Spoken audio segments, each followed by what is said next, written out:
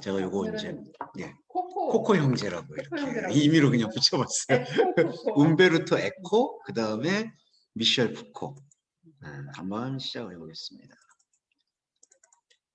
자, 이제 들어왔죠. 우리 움베르토 에코부터 먼저 살펴볼게요. 이탈리아 사람인데요. 못생겼어요. 약간 좀 예, 외모에는 좀 컴플렉스가 강한 사람. 근데 항상 이렇게 외모를 따지십니까? 아니 뭐 예. 아니 이탈리아 사람이 그래도 대부분 좀 그래도 이목구비가 괜찮거든요. 잘생겼잖아요. 그렇죠 대표님. 근데 에코는 이상해요. 젊었을 때가 했었습니까? 젊었을 때도 못생겼어요. 뭐 그렇게 뭐 잘생겼다고 할 수가 없는데 그 자신의 컴플렉스를 뭔가 방대한 지식으로 이렇게 커버한 유명한 학자다. 얼굴에 뭐 그렇게 짜증이 배어 평가합니다. 있는데. 네. 자기 얼굴에 짜증이 있다 이거죠. 네. 박사님 왜 이러세요? 그래서 박사 논문을 토마스 아퀴나스를 썼거든요. 잘 아시죠? 그 중세의 유명. 근데 이 사람이 원래 그 컴퓨터, 그러니까 IT의 어떤 지금 요즘 말하는 4차 산업에 대한 개념까지 공부할 정도로 그 스펙트럼이 상당히 다양했다. 그래서 이제 원래 출발은 이제 토마스 아퀴나스에 대한 배경으로 했는데 현대 대중문화에 대한 연구를 아주 광범위하게 이렇게 해서 이런 우스갯소리가 있죠. 지식계의 티렉스라고, 티렉스가 그 티라노사우루스에서 이제 다 포식자. 그러니까 엄청나게 글을 많이 읽고 엄청나게 글을 많이 썼다. 이렇게 알려져 있어요. 우리 주현 목사님의 최대 강점은 엄청난 독서와 그 다방면에 있는데 최대 약점은 안 써. 안 쓰죠. 나 미치겠어. 예. 제가 답답해서 제가 그런 좋아하는 거지. 스타일이나 예. 약간 그런 걸 좋아하시면 안 된다니까요. 그냥 그냥 팬츠처럼 좀 예. 막장 좀 한번 써보세요. 그러니까 제가 예. 어제 딱 생각이 나더라고요. 예, 제가 막장 드라마 기획하고 있습니다. 예, 그랬는데 이제 우리가 잘 알려져 있는 그 에코의 매력은 50세 이후에 갑자기 기호학자 학문을 연구하다가요. 갑자기 한 3년 동안 모든 활동을 중단하고 가만히 있다가 짠 하고 발표한 게 장미의 이름이라는 추리 소설이에요. 예. 근데 장미의 이름은 이거 대표님도 한번 읽어보셨죠?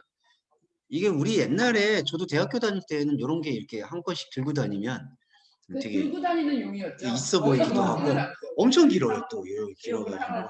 네 그리고 이제 뭔가 그래도 이제 좀 있어 보인다 하면은 이 책 하나는 또 이렇게 차고 다녔던 그 기억이 있습니다. 유진아미님 어떻게 이 장미의 이름은 좀 저 수업 시간에도 저거 수업하는 맞아 수업 시간에 배울 정도야 이게 보면은 네 그래서 장미의 이름이 무려 2천만 부 정도가 팔렸다. 제가 최대로 많이 판 게 한 3만 부밖에 안 되는데 은근 잘하는 분들. 아예 뭐 뭐 약간 좀 깨알 자랑을 좀 하다 보면 대표님 한 3만 부 정도 3만 부 정도 얼마 못 봅니다. 하는 거 아니야. 네. 하여튼 그리고 이제 장미의 이름, 뭐 푸코의 진자, 폭탄과 장군 뭐 이런 작품들을 남겨서 기호학적으로는 매우 이제 잘 알려져 있는. 네? 아니, 그거 이제 그 푸코의 진자의 이론의 그 학자 푸코. 예, 미셸 푸코 말고 수학자 푸코에 대한 이야기를 담고 있는 사람인데 이 사람에 대해서 간단하게 설명하고 있는 것 좀 한번 살펴볼게요. 움베르토 에코에 대한 부분에 대한 해석은 자, 기호의 도서관이다. 뭐 이런 식으로 하고 2016년도에 그때 돌아가서 죽었었어요. 돌아가셔가지고 뭐 예, 여러 가지로 뭐 이제 추념하고 기념 행사도 많이 했었어요. 근데 이제 이 움베르토 에코가 중요하게 생각하는 건 지금에 와서는 사실은 되게 대중화됐는데 핵심이 뭐냐 하면은 작품에 대한 해석은 작가한테 있지 않고 해석하는 그 독자나 감상자한테 있다가 에코의 주장인 것 같아요. 그러니까 이제 오늘 아티스트가 있으니까 예를 들면 이삭 씨가 작품을 이제 만들었어요. 어떤 일러스트를 그렸는데 이를테면은 이삭 씨는 내면 속의 두려움 때문에 유니콘을 그렸는데 그거를 받아들이는 사람은 너무 따뜻하고 행복한 거야. 그 유니콘을 보면. 그러면은 에코의 해석에 의하면 그 따뜻하게 받아들이는 그 해석이 2차 해석이 아니라 1차 해석으로 올라와야 된다라는 게 에코의 주장이었던 거죠. 근데 이거 굉장히 혁명적인 거죠. 네. 왜냐면 이게 그 작품이라고 할 수가 그렇지만 네. 예를 들어서 돈의 가치도 그렇고 시간의 가치도 그렇고 네. 어떤 가치 개념에 있어서 네. 가지고 있는 기득권자에게 그 힘이 있는 게 아니라 네. 결국은 받아들이고 그것을 사용하는 사용하는 자에게 이게 어떠냐라는 부분으로 넘어가는 거니까 네. 이거는 만약에 권력으로 치자면 굉장히 큰 혁명적인 그렇죠. 일이죠. 혁명적 권력이 되는 거죠. 이게 자극이 안 되는. 네, 그렇죠. 그렇죠.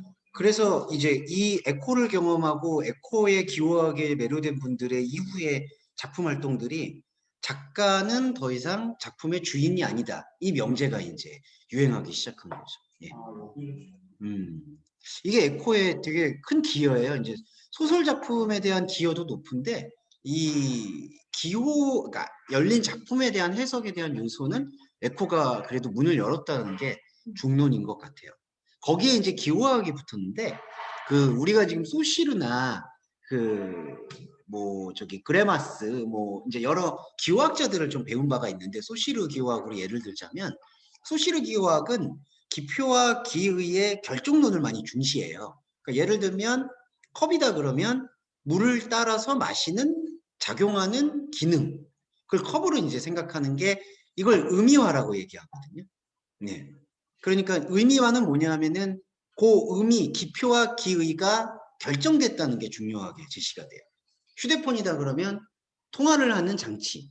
이렇게 돼요. 근데 에코에 의하면 이 의미화가 기호의 본질이 아니라 소통화가 기호의 본질이다. 이렇게 얘기해요. 그러니까 소통화는 뭐냐 하면은 우리가 기호를 이해할 때는 휴대폰 그러면 통화하는 장치. 갑자기 전화가 오네. 아, 죄송합니다. 이 무슨 기이한 현상인지. 옛날에 제가 종교심이 신앙심이 좋을 때 이럴 때 하나님의 계시다 뭐 이런 거 이렇게 아 죄송해요 잠깐만요. 이게 갑자기 연락이 잠깐만요. 죄송합니다. 네. 아니네. 자 기호의 이제 기호와 기표와 기는 만약에 휴대폰을 예를 들었을 때 통화하는 장치다라고 했을 때 에코는 이 통화하는 그 상대방이나 통화하는 어떤 환경 그리고 통화를 통해서 그 휴대폰을 통해서 유추될 수 있는 상상 그런 것들이 기호를 규정한다라고 보는 것 같아요.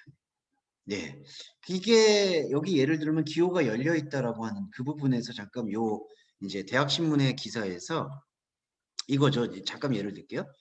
만약 P라면 Q다라고 할 때 이제 예를 들어서 하나의 문장이 이거예요. 음식점 앞에 줄이 길다. 이제 명제가 있으면 그거에 대한 기호의 의미를 문장의 의미를 새롭게 추론을 하는 거죠. 줄이 긴 거는 왜 그럴까? 음식점에 맛이 있기 때문에. 그러니까 여기 음식점에서는 맛이 있다. 근데 어떤 사람은 또 다른 소통을 가지죠. 맛이 있는 게 아니라 뭐 다른 어떤 뭐 인스타그램이나 이런 걸로 쉴드를 쳤기 때문에 사람이 많이 모인 것뿐이다. 예, 그러니까 그 소통들이 있는 거죠. 왜 줄을 많이 섰까? 그러니까 그냥 진짜 맛있어서 아니면은 사람들이 그냥 입소문이 나서 이렇게 이제 이 기호의 문장을 명제를 계속해서 파생해 나가는 과정. 소리소설 남들만 하네요. 예. 그래서 이거를 계속 주장하다가 나중에 이론은 끝났다 그래서 아예 소설을 써버린 거죠. 이벤트 중. 예. 네, 이벤트 중 맞아요. 예. 그래서 이것도 마찬가지예요. 교회에 사람이 많다. 그랬을 때 정말 순수한 마음을 가진 사람은 아 저기 교회가 좋구나. 말씀에 능력이 있구나. 이렇게 되는 거고 그게 아닌 경우에는 목사가 카리스마가 있구나. 그거에서 조금 더 넘어가는 사람은 목사가 사기를 치는구나. 이렇게 이제 추론이 되는 거예요. 그러니까 이 추론의 과정에서는 포지티브하고 그 네거티브, 긍정적인 추론, 부정적인 추론이 다 같이 들어오는데 이제 움베르토 에코는 그 모든 추론의 과정이 이제 계보, 곧 이게 일종의 계보를 이룬다. 그게 그리고 역사를 만들어 간다. 이렇게 얘기하는 게 에코의 상상력이었던 것 같아요. 자, 그래서 그 장미의 이름 예를 잠깐만 들면은 이거는 그 큰 스토리는 다 아실 텐데 아시겠지만 아시겠지만 예. 살인 사건들이 일어났죠. 그렇죠. 연쇄살인 사건이 하나 일어나요. 그래서 이제 파문을 당한 위기에 있는 노 수도사와 그리고 되게 합리적이고 이성적인 젊은 수도사가 이 사건을 해결하기 위한 이제 요즘 말로 하면은 그게 무슨 특별수사대?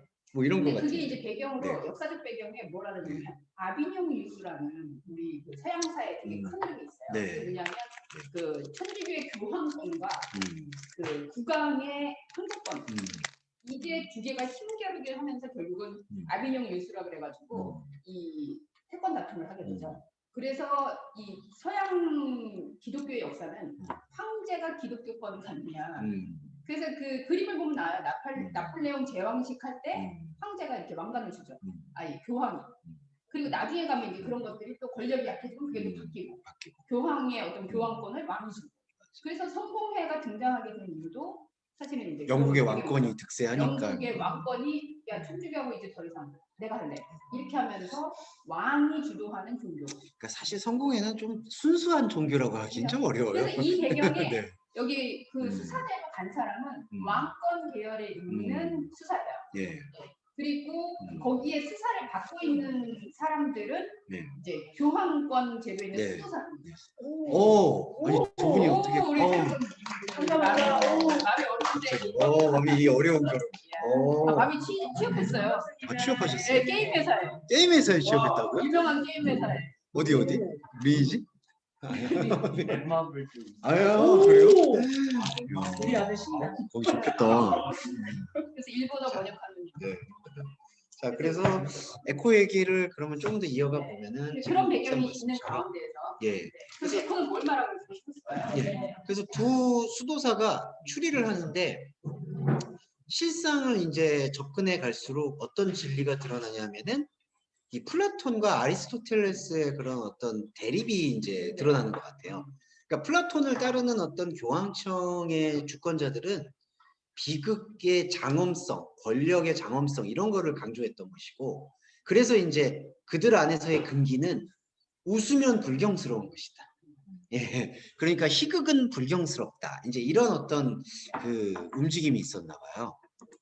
그래서 거기 죽는 사람들이 사실은 그 웃음을 네. 가진 자들이 예, 죽잖아요. 웃게 되는 사람들이 이제 그리고 웃음을 전파한 사람들이 연쇄살인의 이제 표적이 되었다. 예, 그래서 이제 그 나중에는 움베르토 에코가 실제로 하나의 없는 책을 만들어서 아리스토텔레스의 시약 2편에 웃음이야말로 인류를 구원한다. 뭐 이런 식의 문장이 있다라는 것을 도서관에 두 수도사가 들어가서 그걸 발굴하게 돼요. 예. 그래서 이제 그걸로 이제 반론을 펼치고 그런 살인을 벌였던 연쇄살인 하던 사람들을 스스로 심판에 이르게 한다. 뭐 이런 식인데 나중에 심판에 이르는 것도 아니에요. 솔직히 보면은 뭐 그것도 흐지부지 결론이 되는데. 뒤집는데요. 네. 그래서 과연 이 웃음이라는 것을 어떻게 생각했을까? 네. 근데 이제 제가 요즘 그 동상을 밀어붙여가지고 네. 그 블랙 코미디라는 장르를 좀 기억하고 근데 계시는데 이게 저도 사실 희극을 되게 싫어했거든요. 인생이 즐겁지가 않은데 어떻게 희극을 쓸 수 있을까? 근데 저는 예, 개그 그런데. 프로를 전혀 안 보는 사람이에요. 근데 개그가 없어진 것에 대해서는 굉장히 비판적인 시각을 가지고 있는데 그게 왜냐면은 이 진짜 웃음이 없어진 거죠. 그러니까 네. 웃는다는 게 지금 표현으로는 우프다라는 말이 맞는 것 같아요. 네.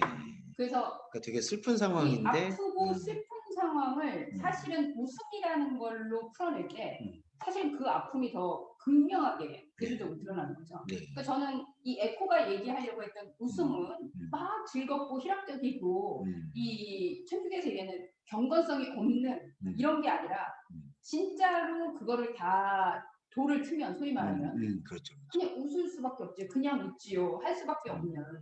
그런 개그맨들 인생은 다 우울해요 보면. 맞죠. 그죠. 근데 이제 삶을 보면. 현재 우리나라에 맞아. 개그가 없죠. 근데 이유는 옛날에는 그런 풍자와 해악과 사회를 아주 냉소적으로 비판하는 그런 게 웃음이라는 코드로 이렇게 오는 건데 지금은 여기저기서 자기들끼리 그냥 웃잖아요. 그러니까 웃음이 소비되는 거죠. 그래서 어떤 사람을 이렇게 막 웃기게 만들면서 같이 웃고 그러니까 진짜 웃음의 의미가 없지 않나. 근데 에코가 여기에서 얘기하는 그런 모순된 상황들을 웃음이라는 키워드로 풀고 있지 않을까 그런 생각이 들어요. 그리고 이제 이 작품 안에서 일단 두 가지 특징이 뭐냐면 이 작품이 이때부터 이제 이 예술가들한테는 이제 그 오마주나 패스티시 같은 게 성립이 되기 시작했는데 오마주 아시죠, 이삭 씨? 예. 그러니까 움베르토 에코의 이 작품은 처음부터 두 가지 작품을 나는 차용했다고 생각을 해요. 차용했다고. 그 모르에스라는 그 아르헨티나 작가의 비밀의 도서관, 바벨의 도서관을 차용했고 셜록 홈즈 이야기를 차용했다. 그러니까 실제로 이야기가 전개되는 과정이 셜록 홈즈라고 혹시 마미 씨 아세요? 셜록 홈즈 추리소설. 홈즈? 히가시노 게이고 아세요? 예, 히가시노 게이고도 셜록 홈즈라는 그 영국의 추리 소설을 모델로 했다고 하거든요. 일본에서는 뭐 한국에서도 되게 유명한 이제 작가인데 어떻게 보면 무라카미 하루키보다도 좀 더 유명하다고 판단을 받아요. 히가시노 게이고가. 그러니까 이 에코라는 이 기호학자도 내 작품은 원본이 아니다. 이거는 바벨의 도서관이라는 보르헤스의 소설과 셜록 홈즈 시리즈를 내가 창조적으로 버무린 거다. 근데 네. 우리에게 이름이 장미의 이름인데 장미 딱 한 번 이름이 나와요. 예, 장미 이름은 안 나와요. 거의 안 나와요. 장미란 단어가 한 번. 예, 자, 그 얘기를 하고 있는 이야기가 뭐냐면 우리 에코는 세상 아래 절대적인 진리의 이야기는 없다. 모든 것은 아까 기호가 소통이라고 얘기했듯이 모든 것은 그 관계의 추론에 의해서 탄생하는 거다라는 것을 사실은 고발하기 위해서 어떻게 보면 폭로하기 위해서 참 해석하기 어려운 책을 만든 거죠. 예. 그러니까 보는 사람마다 자기가 생각하도록 네. 자기가 이론을 그렇죠. 펼치는 거죠. 예. 그리고 이제 또 하나는 이게 되게 이 소설의 절정이라고도 이제 김호규 교수님이 풀이를 했는데 웃음은 예술이며 지식인들의 마음이 열리는 세상의 문이다. 근데 이 내용이 아리스토텔레스 시학에 있다라고 소설에는 얘기했는데 실제로는 그게 없어요. 그런 말이. 그러니까 아리스토텔레스 책에 그게 존재하질 않아요. 그럼 이거는 에코가 만든 거예요. 그런데 에코는 나의 기호학의 소통에 의하면 충분히 웃음이 이러한 기능을 할 수밖에 없다. 이 추론이 도달했다. 그렇기 때문에 아리스토텔레스도 같은 이야기를 했을 것이다. 이렇게 얘기를 해서 한마디로 거짓말인데 거짓말이 아닌 게 되는 거죠, 이게. 논리에 대한 웃음을 가지고 있는 사람들. 네. 그런데 이게 이제 에코가 그래서 이제 기독교인한테는 조금은 이렇게 막 포스트 모더니즘 학자라 그래서 반대를 많이 했던 경우도 있어요. 왜냐하면 절대 진리가 없다라는 명제가 있기 때문에. 근데 이제 이 명제를 우리가 그러니까 우리가 이제 기독교인으로서 긍정적으로 받아들일 수 있는 요소는 뭐냐? 이 배경이 뭐냐 하면 중세거든요. 그러니까 중세에서 말하는 절대 권력이라는 건 신에 대한 권력이라기보다는 교황에 대한 권력을 어떻게든지 옹호하기 위한 수단이었던 거죠. 신을 빙자한 네. 그러니까 성서라는 것조차도 그 자신들이 세운 교황을 정당화시키기 위한 수단이었지 그게 절대적이다라는 것은 아니었다는 거죠. 그러니까 에코가 고발하고 싶은 건 왜 상대적인 부분들을 절대로 옹립을 시켜서 그걸 통해서 군림하려고 하느냐 이런 부분이죠. 네. 종교라는 이름 하에서 사실 그게 절대 권력이 되면 그렇죠. 네. 대부분이 그렇잖아요. 이게 그래서 이제 에코 이야기를 해서 우리가 성경 이야기로 돌아와 보면은 우리가 성경을 해석할 때 있잖아요. 성경을 해석할 때 과연 우리가 흔히 얘기하는 그 문자주의적으로 해석하는 게 바람직한 거냐. 거기에 대해서는 이제 저희는 좀 영적인 질문을 던져볼 필요가 있다고 생각하는 거예요. 그 문자적인 의미라는 명제 자체도 만약에 예수님이 귀신을 쫓으셨다. 그러니까 이 명제가 그러면은 과연 그 의미에만 국한되는 거냐. 그러니까 실제적으로 귀신이 들린 사람을 국한하는 거냐. 근데 그게 수많은 해석들이 파생될 수밖에 없죠. 그때 당시에 귀신 들렸다라는 걸 문화적으로 어떻게 규정하고 있는지는 우리가 모르는 상황이잖아요. 그러니까 예수님이 귀신을 쫓으셨다라는 게 과연 어떤 소통의 움직임을 갖고 있는가라는 거에 대해서 우리가 계속해서 이걸 묵상이라고 좀 표현하거든요. 계속 소통을 만들어 가야 되는 게 이렇게 성경을 읽고 예배를 하는 어떤 신자의 자세가 될 수 있지 않냐. 우리가 에코를 보면서 그걸 느낍니다. 절대 권력이라는 건 아까도 처음에 얘기하면서 에코가 정말 혁명적이다 얘기했던 건 절대 권력 그리고 하나님의 이름 어떻게 보면 그렇게 되었을 때 그거를 건드리거나 해석을 한다라는 것 자체가 이게 굉장히 불경스러운 있잖아요. 거기에서 하나님이 사랑하신다라고 했고 귀신을 쫓는다라고 얘기했는데 그거를 다시 한번 생각을 해? 귀신을 쫓았다는 게 뭐지? 진짜 귀신을 쫓았나? 이런 이야기를 하는 것 자체가 굉장히 불경스러운 사건이라는 거죠. 그렇죠. 해석하는 것 자체. 종교 안에서는 그런 그렇죠. 해석하는 것 자체를. 아니 귀신 쫓았다면 쫓은 거지 왜 말이 맞냐. 예전에 제가 그 신학대학에서 공부할 때 저는 자유주의 신학의 폰토에서 공부했잖아요. 그러면은 교수님들이 이제 그 비신화해서 신화적인 것들을 이제 좀 걷어내고 진짜 여기서 얘기하고자 하는 게 뭐냐라는 얘기를 좀 해요. 그러면 그 중에 아주 그 열성으로 신앙심이 있는 분들 그런 분들은 사실 이대 오면 안 돼. 이때 와서 막 그 교수님의 얘기를 들어서 거의 열변을 타죠. 구원 받으셨습니까?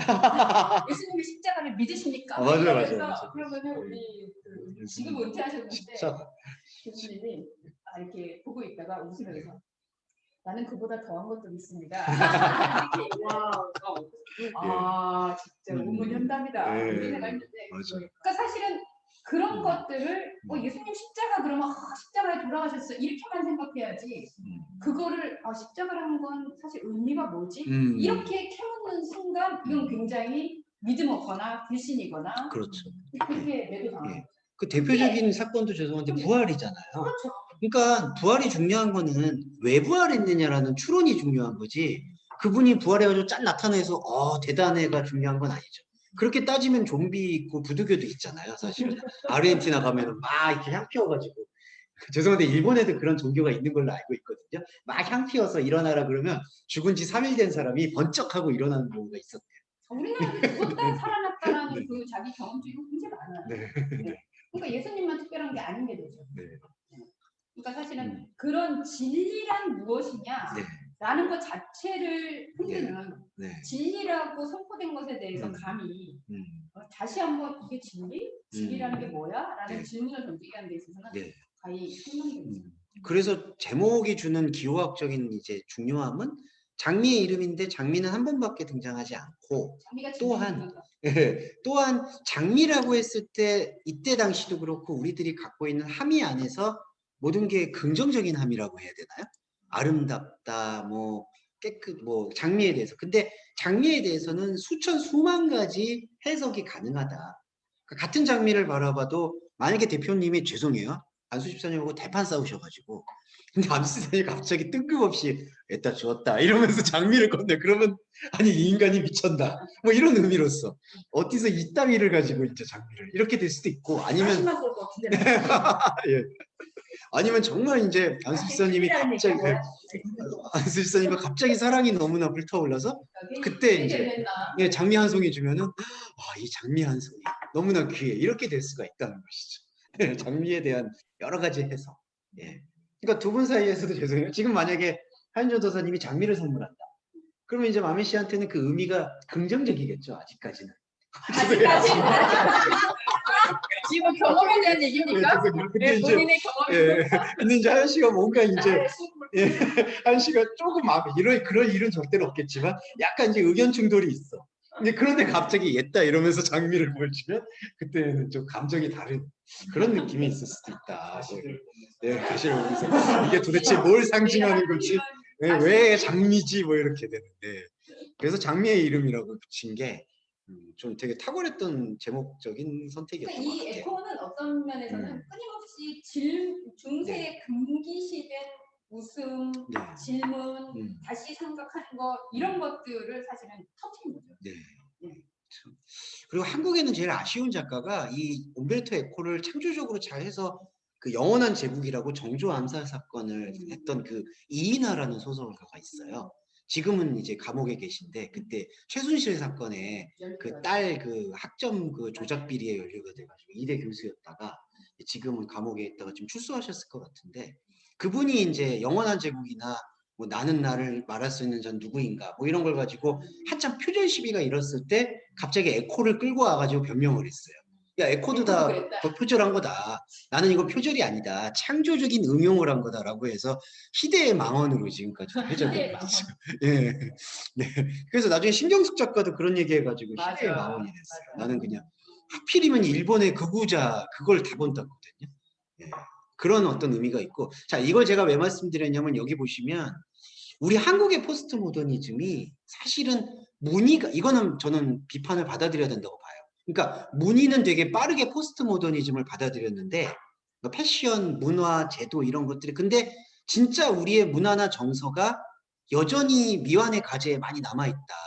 안타깝지만 이렇게 빨리 변한 나라도 없지만 한국 사회가 또 이만큼 모든 좋지 않고 혼란스러운 가치들이 막 같이 뒤엉켜 있는 나라도 없는 것 같아요. 그러니까 그렇죠. 왜냐하면 뿌리보다는 밖으로 나와 있는 거를 받아들이는데 굉장히 빠른 거예요. 맞아요.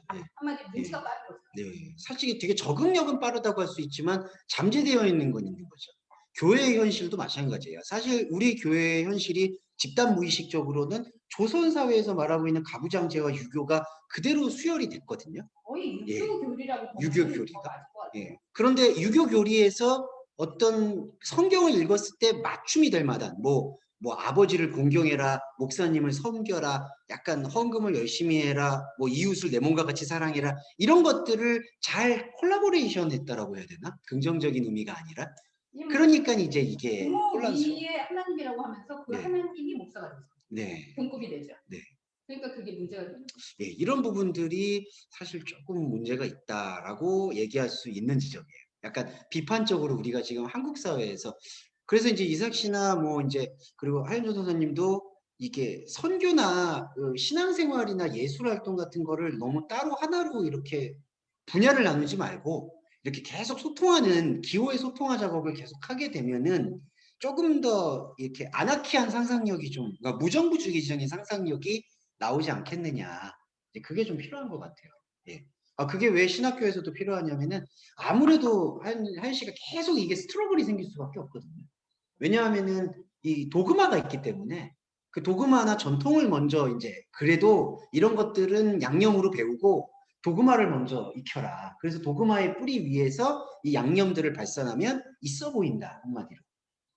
그게 사실 회의가 예, 되는 진짜 게 그런 거죠. 저도 사실 지금 아트교회가 한 예. 10년 내년이면 10년 차 되더라고요. 근데 처음에 왔을 때는 그냥 있는 그대로를 잘 포장하는 일을 했어요. 근데 이제 사실은 어떻게 보면 제가 지금의 아트교회의 이 자유로운 그냥 편안하게 이렇게 할 수 있는 부분들이 어떻게 보면 일로 이사 오면서 이 월요 모임을 통해서 계속 나누는 이 부분이 굉장히 기여를 하는 거예요. 이유는 그렇죠. 좀 결정적 주일날 메시지는 사실 낚시에 불과하거든요. 그러니까 그거를 인해서는 궁금증을 일으키는 용도인데 맞아요. 안 화두를 궁금해. 네, 떡밥. 떡밥인데 떡밥을 이렇게 던져. 사람들이 떡밥을 떡밥에 회수해야 돼. 만족해. 안 돼, 회수해야 되는데. 드라마도 그렇고. 예. 떡밥 걸어서 걸려와야 되는 건데 왜냐면 우리 생각 속에는 주일 성수? 됐어. 맞아. 이게 완성이에요. 맞아. 그거 자체가. 주일날 교회에 왔다가 완성이야. 네. 그래서 내가 심지어 다른 수요도 없애고 금요도 없애고 아무것도 다 없으면 좀 불편함을 느낄까? 이런 생각을 했지만 주일 성수. 그게 완성이기 때문에 이 알파 오메가. 떡밥의 효과가 없는 거예요. 네. 그래서 제가 생각한 게 사실 집단 면역인데 여기 와서 이렇게 몇몇의 사람들이 이런 생각들을 하고 이러니까 네. 이제 말씀을 던질 때 그렇죠. 이 면역체를 가지고 있는 맞아요. 사람들의 분위기가 있어요. 예. 그럼 이 사람들이 이해하고 분위기를 갖고 이러는 걸로 인해서 제가 조금 더 거기에 침투할 수 있는? 맞아요. 네. 그렇지만 떡밥들도 이제 떡밥에 만족하던 사람들도 슬슬 조금은 그 분위기를 보면서 약간의 이 면역된 사람들에 대한 군중 심리가 나타나는 거죠.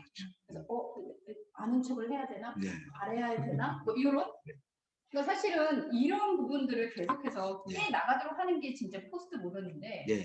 우리는 사실은 겉에 나와 있는 것은 정말 포스트 모던에게 꽃을 피우는 듯 있는데 밑에 뿌리로 그렇죠. 왜 포스트 그러니까 모던인지 이런 게 없는 거예요. 약간 아쉬운 게 이 하드웨어 자체를 되게 포스트 모던하게 만든 거예요. 비판적으로 얘기해서 죄송한데 이제 오늘의 교회 같은 케이스가 그런 건데 이제 계속 뭐 열린 예배들을 많이 프로그램을 예. 그래서 그 이벤트만으로 보면은 진짜 제일 첨단인 것 같아요. 뭐 여러 가지 뭐 처음에도 이런 핀마이크 같은 걸 사용한 게 제일 처음 사용한 게 오늘의 교회라고 제가 들었고 그 다음에 뭐 중독자, 뭐 성중독, 마약 중독하는 사람들끼리 그런 치유 프로그램을 만든 것도 오늘의 교회가 구조자 처음. 예배라고 예. 예배인데 믿지 않는 사람을 위한 예배. 그러니까 불신자들을 위한 예배. 뭐 이런 것들이 그게 선도적인데 중요한 건 그 안에 이제 소프트웨어가 포스트 모던적이어야 되는 거죠. 그러니까 이른바 절대 진리라고 얘기하는 게 성경의 문자적인 게 절대 진리가 아니잖아요. 성경에 가리키고 있는 요 화살표 안에 있는 그 세 개. 그 세 개를 서로 나누고 소통하는 게 이제 진리인데 그 진리보다는 이렇게 손가락 자체가 이제 도그마가 돼버리니까 거기에 계속 머무는 거죠. 그러니까 밖에 이벤트나 여러 가지 장식들은 되게 포스트 모던한데 그 안에 메시지는 이제 계속해서 이 중세를 벗어나지 못하게 되는 상황이 안타까운 건 있는 우리나라 그 정부가 뭔가 유교를 굉장히 많이 흡수하면서도 유교의 아주 좋은 전통을 버린 게 있어요. 그렇죠. 그게 바로 강학이라는 건데 그렇죠. 이렇게 천주교가 강학을 처음에 버렸지. 들어왔을 때도 그랬거든요. 가지고 어떤 이론이 있으면 그 이론을 가지고 계속 토론하는 거예요. 예. 이게 토론은 진짜 안 해요. 그러냐. 예. 그리고선 디스커스를 안 하죠. 그런데 그 강학의 흐름은 사실 버렸어요. 음. 그리고 오히려 근데 사실 에코가 그랬던가요? 푸코가 그랬던가요? 그 토론 문화 우리나라 왕이었군요. 아침에 제가 죄송합니다. 정조 그 정조인가요? 네. 너무 왕이 똑똑해가지고 네.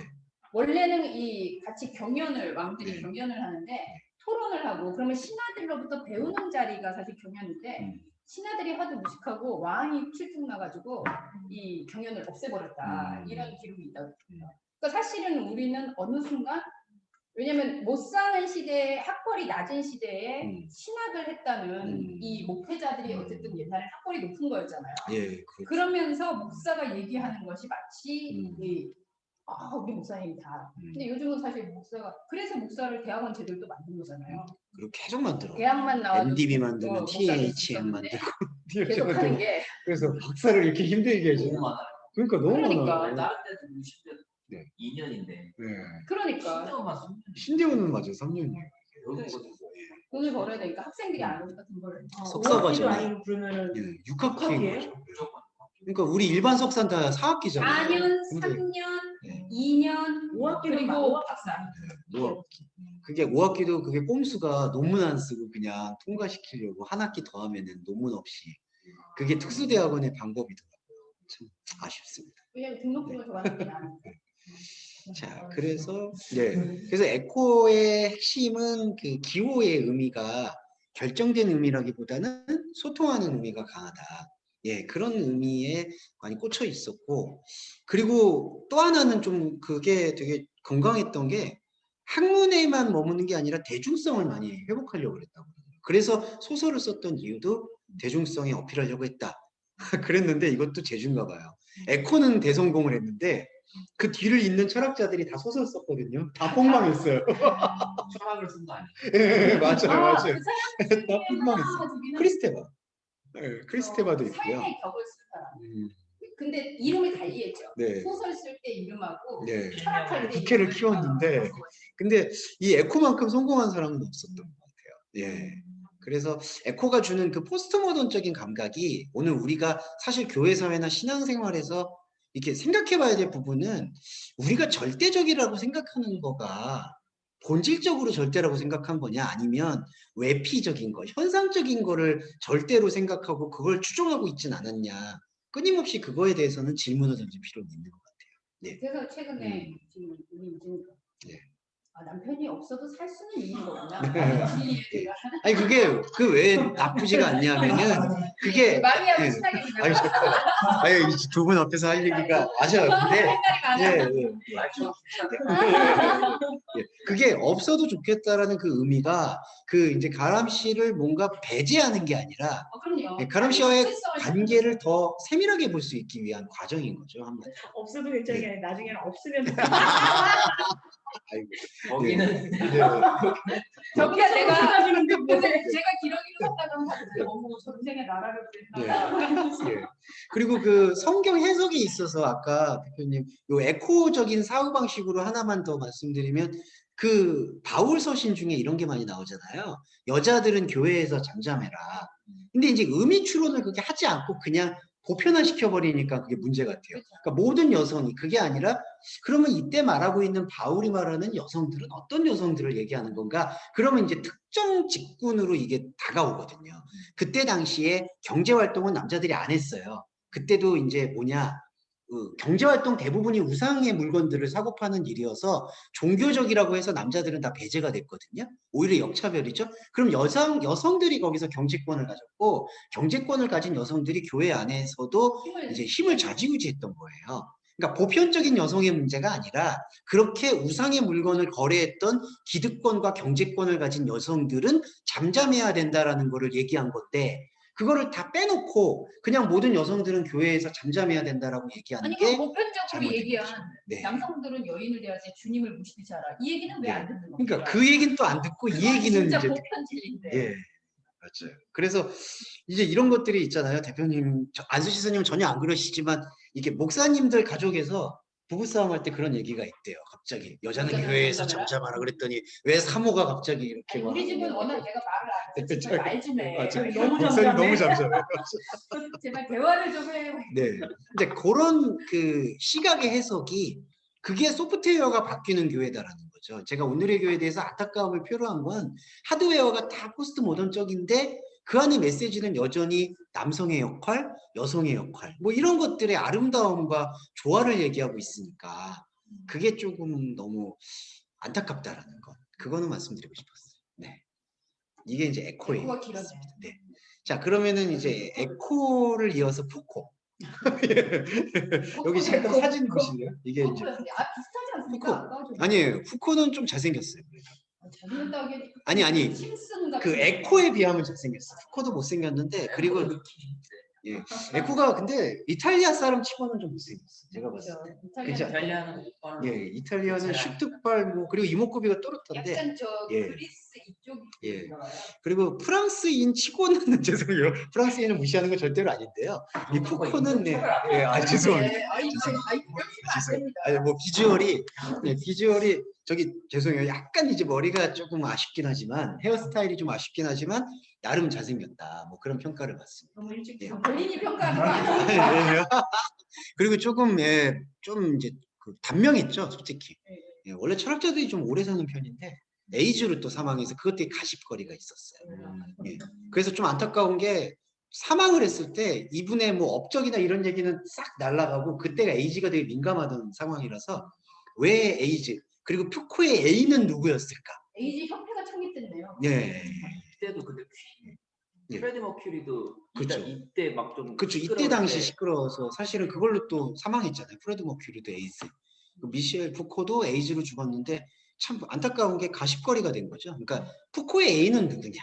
뭐 이런 것만 지금도 그래서 영화도 많이 나왔어요. 푸코 애인을 추적하는 뭐 다큐멘터리도 있었고. 예.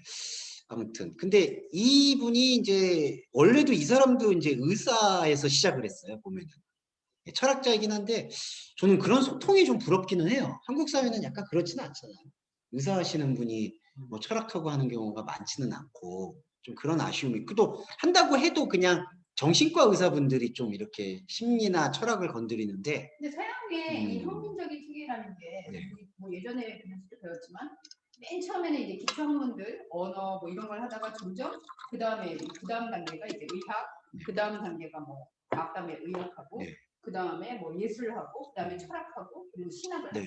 하고 이제 이런 과정들이 나올 수밖에 없는 이유가 있는 거잖아요. 네. 왜냐면 생각을 다시 하고 보면 의학을 하면서 현상을 고치면서 사실 그 다음 세계는 뭐지? 그러니까 그 다음에는 이제 철학으로 넘어가게 철학. 되고 그리고 철학의 한계를 느끼는 어떤 지점에서는 어쩔 수 없이 중도로 넘어가게 되고 그 과정을 갈 수밖에 그게 없는데 긍정적인데. 이제 한국은 이미 서양의 학문이라는 체계가 생긴 다음에 받아들이면서 우리는 이미 세분화된 것들을 그렇죠. 전문성으로 가져오는 예. 그러니까 이 학문을 하면서도 그렇게 연계해서 쭉 나가는 것들이 네. 사실은 단절된 거죠.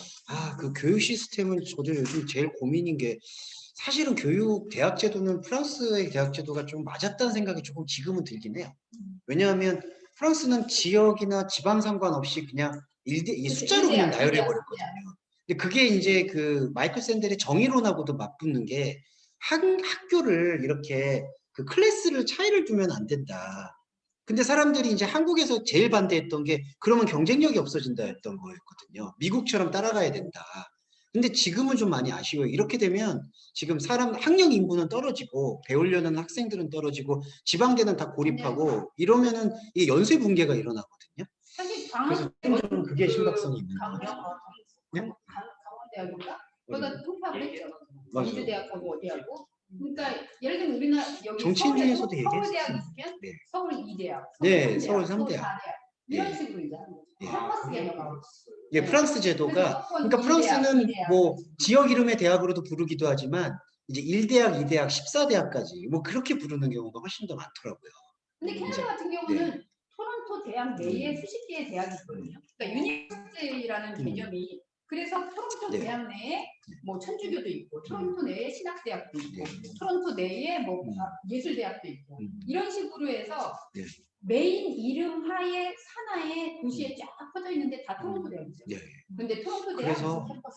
그런 교육에 대한 부분들은 우리가 좀 생각을 해봐야 될 것 같아요. 이제 우리 대표님도 유겸이가 이제 학교를 가게 되고 다음에 또 다음 세대 되는데 진짜 교육에 대한 부분은 이제 제도적으로 변할 필요가 있지 않을까. 그래서 저는 어제 네. 우리 이사기한테 마이 유니버시티를 제안했어요. 그렇죠. 그게 내가 진짜 커리큘럼을- 필요해요. 예. 내가 커리큘럼을 예. 짜고 그렇죠. 전 세계에 어디 가서 배우겠다 하는 거기를 예. 지정해서 예. 가서 청강으로 배우는 예. 오늘 그게 예. 몰랐어. 오늘 그게 쫙 맞아 떨어지는 게 이 푸코가 자 보세요. 여기 이걸 만드는 게 뭐가 있냐면은 사유체계의 역사라는 과목을 자기가 그냥 만들어요.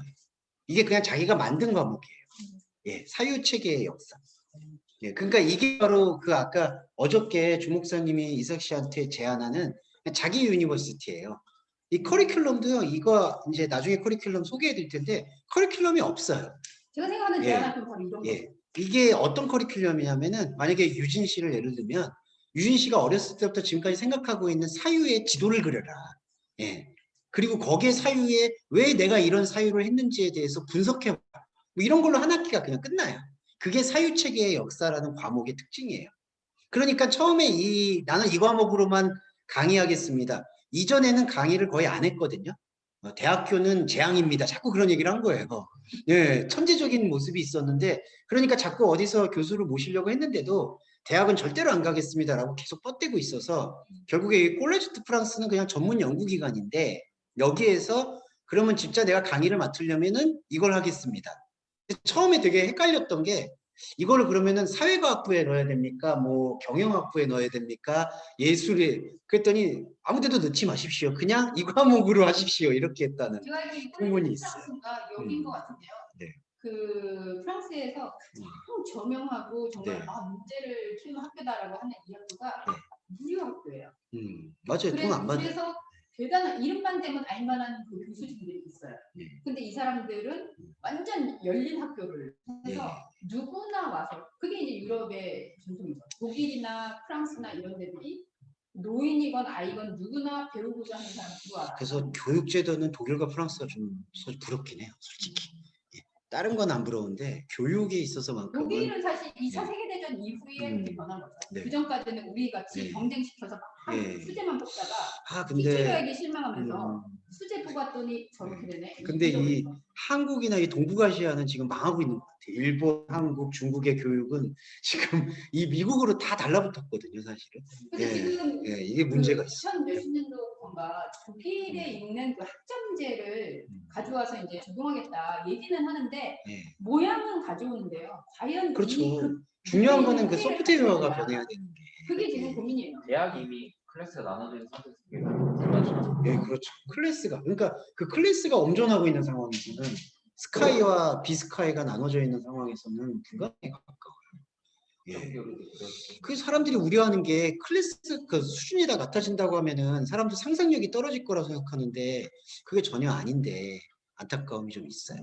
근데 그게 되려면 결국에는 그런 나라들은 결국엔 대학을 안 가도 먹고 살 수 있는 시스템이 먼저 만들어져야지. 뭐 아니 그렇죠. 오히려 그 그렇죠. 캐나다 같은 경우는 원주민 애들은 이제 40% 정도만 대학을 간단 말이죠. 네. 이유는 대학을 나오는 동안에 내가 소모하는 에너지와 그 돈과 모든 것들이 사실 너무 부담스러워. 그래서 지금부터 돈을 벌고 내가 돈을 번 다음에 필요한 것들을 언제든 공부할 수가 있거든요. 그러니까 대학을 언제 가느냐가 별로 중요하지 않은 제도. 그렇죠. 그렇게 돼야 돼요. 네, 그러니까 졸업을 하면 다 알바를 해요. 그래서 알바를 해서 학비를 벌고 그리고 학비 대면을 하고 안 그러면 그냥 공부만 쭉 했을 때는 어떻게 되냐면 의사, 검사, 변호사 거기도 돈 벌 수 있는 자격증을 따는 그 학과가 아닌 이상 엄청난 빚을 껴안고 졸업을 해요. 나라에서 돈을 다 대주지만 그걸 자기가 갚아야 되는 거예요. 그럼 사회에 그 그냥 초년 빌려주는 거예요. 우상이에요 다. 그러니까 빌려주는 거예요. 그 빚. 빚으로 그렇죠. 그러니까 부모는 좋은 건 부모는 돈을 한 푼 없어도 자식한테 얘가 성인이 됐기 때문에 얘한테 돈을 주니까 돈이 없어서 공부를 못하는 경우는 없어요. 근데 빚은 갚아야 돼. 그렇죠. 빚도 자기가 갚아야죠. 책임감이라는. 그러니까 졸업과 동시에 빚더미에 있는 거죠. 한국이랑 별 다르지 않은데. 근데 그거를 이제 그 기간이 길고. 그러니까 한국도 시스템을 잘 갖춰놓은 건 있는 것 같아요. 국가 그럼요. 자격제를 해서 맞아요.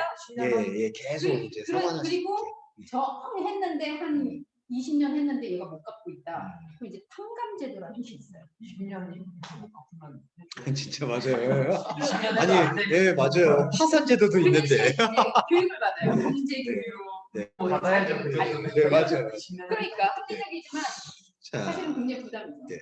그러면 이제 이 유명한 그 푸코, 이런 어떤 자기만의 과목을 만들었던 천재, 그런 사람이 말하고 있는 푸코의 중심성이 뭐냐? 저는 요 키워드로 압축된다고 봐요. 감시와 처벌. 아, 이게 되게 중요하죠. 예, 이게 판옵티콘이라는 개념인데, 이제 다른 여러 가지 기여도 있지만 미셸 푸코의 가장 큰 업적은 바로 요 감시와 처벌에 대한 분석에 있다. 이게 그때 사이에요. 네, 그 배경을 생각해야 되는 게 네. 사실 우리 아주 흔하지만 뭐 사극을 보거나 네. 중세 시대의 어떤 걸 보면 공개 처형하죠. 음, 지금은 공개 처형하는 나라가 뭐 네. 사우디나 뭐 이런 예, 예, 뭐 엉덩이 이런 곤장 때리거나 뭐 이런 예. 쪽인데 네. 그 이전에는 네. 이 공개 처형이 굉장히 흔한 일이었다는 네, 거죠. 네. 그러니까 이제 그런 가운데서 네. 근데 그 처형을 할 때 어떻게 하냐? 네. 막 많은 사람들이 와가지고 네. 막 그거를 흥분의 보관으로 음, 막 보기도 하고 어떤 때는 그 모가지가 날아가는 걸 보면서 그러니까 굉장한 이 이벤트예요. 그러니까 그런 부분들에 대해서 사실은 그 정식으로 논했던 네. 그런 부분들이 있죠. 그 상황 속에서 푸코가 어떤 거를 많이 얘기하냐면은, 자, 계몽주의를 거쳤어요. 지금 목사님 말씀하신 것처럼 공개 처형이나 이제 그 인권이 유린되고 있는 상황들에 대해서 휴머니즘이 들어오고 계몽주의가 들어왔는데 동시에 합리주의가 들어와요. 그래서 효과적인 처벌 방식을 만들자라고 해서 광인제도를 만들어요. 저 사람은 정신병자다. 그 정신병원을 만들고 정신병원과 같은 분위기의 감옥을 만들기 시작했어요. 새로운 마녀 사냥. 예.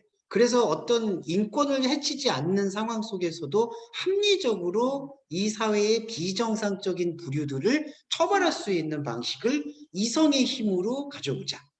근데 푸코는 21세기에 들어와서 오히려 더 중세나 이때보다 비정상적인 사람들이 많아지는 이유는 무엇일까? 그러니까 LGBT라든지 뭐 아니면은 여러 가지 어떤 그 천재적인 생각을 갖고 있는 사람들도 다들 정신병자 취급을 받게 되고 이 사회가 정상성의 범주를 점점 좁혀가고 있는 이유가 뭘까? 정신병이라는 네. 명제가 커지는 거죠. 예. 이게 비정상의 명제를 점점 확산시키는 이유가 뭐냐? 바로 예. 돈이 바로 없어도 비정상이야. 네. 가난한 것도 그렇죠. 비정상이에요. 그러니까 못 사는 것도 비정상. 결혼 안 한 것도 비정상. 아이가 없는 것도 비정상. 예. 성적 정체성이 혼란인 것도 비정상. 훨씬 더 좁은데. 예, 그렇죠. 그 정상성의 범주를 놓고 이 정상성의 범주에서 뭐랄까 톨레랑스, 그 자비를 베푸는 방식은 더 이상 그게 권력으로부터 자유로운 지식이 아니다라는 걸 주장한 거예요, 푸코가. 그러니까 권력과 지식이 쌍둥이처럼 붙어버렸다. 예, 그래서 앞으로는 예, 더 큰 광기가 있을 것이다. 그러니까 이제 우리가 권력을 읽을 때 그 잘 살게 되는 나라라고 표현하지만 이제 싱가포르 같은 예는 좀 무서운 예가 있어요. 싱가포르이 사실은 상당히 엄한 어떤 처벌과 감시를 주면서 그 대신 대중들을 행복하게 해준다. 그래서 이제 또 많은 동남아시아 나라들이 그걸 따라가려고 하거든요. 싱가포르 모델을. 근데 이제 푸코의 분석에 의하면 이 사람들이 집단적으로 어떻게 보면 노이로제가 걸려 있다. 그러니까 정상성의 범주에서 조금이라도 이탈되지 않기 위한 삶이 올바른 삶이다라는 것을 도덕이라는 이름으로 포장돼 버린다. 이 부분을 짚은 거죠. 물론 여기에 이제 많은 논쟁들이 있었어요. 그러면 다시 공개 처형하던 옛날로 돌아가라는 얘기냐. 근데 미셸 푸코는 그걸 얘기하려는 게 아니라 문명의 발전과 그 문명의 발전의 틈새에서 지식을 가지고 권력을 삼으려는 그 얄팍한 권력주의자들을 경계하지 않고서는 이 사회가 결코 공정한 사회로 갈 수 없다. 그 얘기를 말하고 있는 보십시오. 국회의원들 중에 스카이 출신들 수록합니다. 예. 서울대 법대 출신들은 다 모여 있습니다. 근데 예. 과연 어떤 일이에요? 이게 관계 역사예요, 이게. 근데 예. 요즘 헨트하우스 뭐 이런 드라마 나오지만 뭐 말도 안 돼. 아 근데 저는 그걸 보면서 현실보다 약한데 이런 생각을 해요. 네. 그래서 이제 그 푸코가 되게 묘하게 주목했던 건 정신병원에서 정상성을 회복한 사람은 오히려 더 큰 정신병자다. 왜냐하면 정신병원에서 벗어나기 위해서 정상 세계로 가기 위한 규율을 배워요. 그러니까 발작하지 마, 이렇게 하지 마. 너 이거 하는 건 발작이야. 너가 하고 있는 건 표현이 아니고 자유가 아니고 발작이야. 자, 그런 것들을 배워가지고 나는 이제 깨끗합니다. 정상적입니다. 그리고 실제로 더 무서워지는 거는 거기에 또 맞는 약을 써요. 그러니까 뇌에 전두엽의 예술작용을 일으킬 수 있는 것까지 학살하는 약물들이 정신병 약물이라는 거죠.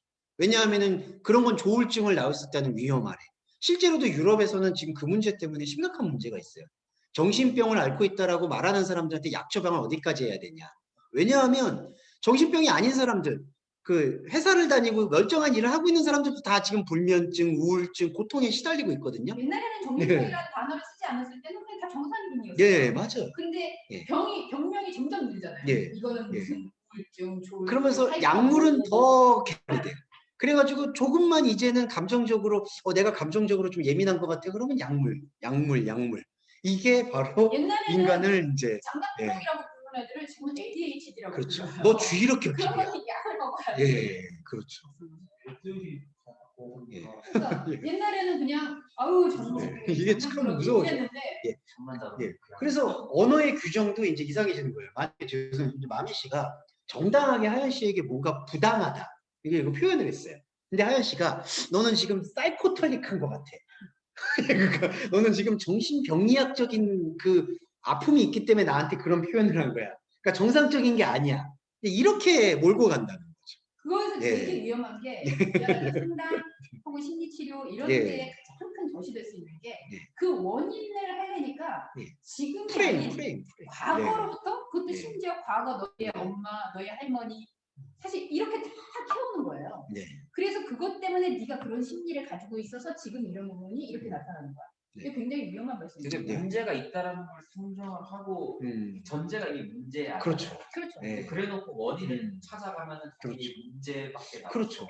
그러니까 우리가 만약에 사회 구성원이나라고 했을 때 그걸 문제라고 보는 것보다는 그거는 관계성이라고 보는 게 미셸 푸코가 얘기할 때는 필요하다는 거죠. 그러니까 그걸 문제로 보게 될 게 아니라 만약에 우리 자녀 문제에 있어서도 그거를 자녀 문제라고 볼 게 아니라 관계에 있어서 나타나는 현상이라고 보고 그 현상에 대해서 접근을 하는 게 저는 상담이나 치료가 돼야 된다고 보거든요. 근데 이거를 문제야라고 프레임을 씌워놓고 어떤 적당하고 깔끔하고 세련된 규율을 동원해서 규칙을 동원해서 그걸 훈련시켜서 일반 사회로 내보낸다. 이게 지금 문제가 큰 거예요. 전문가가 그렇게 진단 얘기를 할 때 본인은 어떻게 받아들이냐? 이게 라는 명제를 그냥 받아들이는 거죠. 그리고 그렇죠. 지식 권력. 어떤 면에서는 그게 깔끔해. 왜냐하면 지금 나타나는 현상을 이해할 수 없는데 그게 원인이 거기 있던 거구나. 자, 그러면 그거를 극복하든지 뭐 그래서 화해를 하든지 아니면 뭐 그거에 대해서 저주를 하든지 이 없는 상황하고 계속 뭔가를 일으키느냐고. 그러면 어떻게 되냐? 현재가 없어요. 이게 이제 우리 기독교로 돌아보면은 제일 문제가 이제 죄론이에요. 한마디로. 죄는 문제가 아니에요. 사실은. 죄는 관계의 현상이거든요. 하나님과 우리가 단절되었다라는 현상이 죄인데 이거를 문제로 보게 되면 이게 문제가 되기 때문에 극복을 무조건 해야 되고 극복을 하려면 어떤 절대적인 룰이 필요한데 그 룰을 제시한 게 예수다라고 얘기하는 순간 예수 그리스도는 우리한테 푸코적으로 말하면 감시와 처벌의 대상이 된다는 거죠. 근데 율법이 그런 식으로. 율법이 처음에는 성경에서도 613개였지만 나중에 가면 더 늘어나죠. 점점 그런 거에 확장이잖아요. 이것도 잘못이죠. 그러니까 예수님이 귀신을 뭘 쫓았냐? 사실 그 귀신 쫓은 거예요. 그렇게 생각하고 있는 게 귀신인 거죠.